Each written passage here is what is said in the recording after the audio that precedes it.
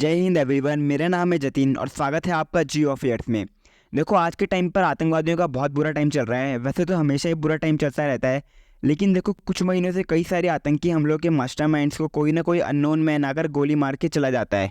और हाल ही की बात करते हैं। पहले न्यूज़ में आपने देखा होगा कि भारत के मोस्ट वांटेड आतंकी शाहिद लतीफ़ को गोली मार दी गई। देखो हुआ क्या कि कुछ लोग आते हैं और इसके साथी को गोली मार के चले जाते हैं और ये ऑन द स्पॉट मारा गया। और देखो ये कौन था ये भी समझ लो, ये एनआईए की वांटेड लिस्ट में से एक था।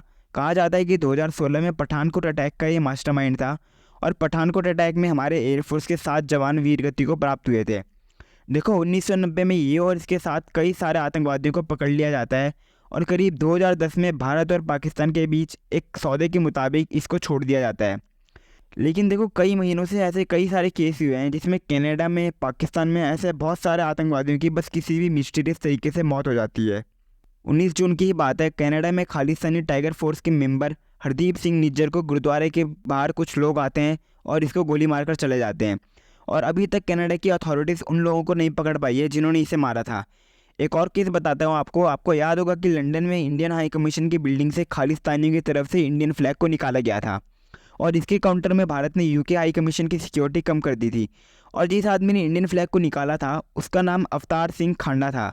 इंटेलिजेंस की रिपोर्ट में ये एक बॉम्ब एक्सपर्ट था और इस इंसिडेंट के कुछ दिनों बाद ही इसकी हॉस्पिटल में मिस्टीरियस तरीके से मौत हो जाती है।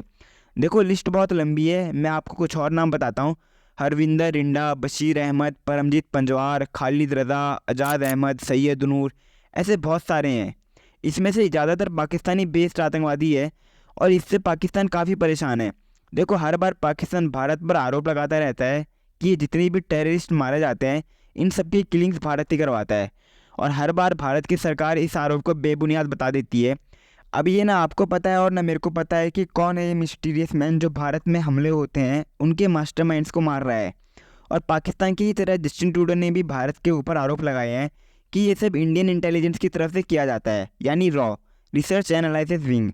रॉ भारत की खुफिया एजेंसी है, जैसे अमेरिका की सीआईए है, इजरायली की मोसाद है। मैं आपको रॉ के एक रिटायर्ड ऑफिसर का इंटरव्यू का स्टेटमेंट बताता हूँ। इनका नाम है आर.के. यादव। इन्होंने एक इंटरव्यू में कहा था कि अजीत डोभाल ऐसे इंसान नहीं हैं जो लंदन में इंडियन हाई कमीशन से भारत के फ्लैग को उतरते हुए देख चुप बैठेंगे।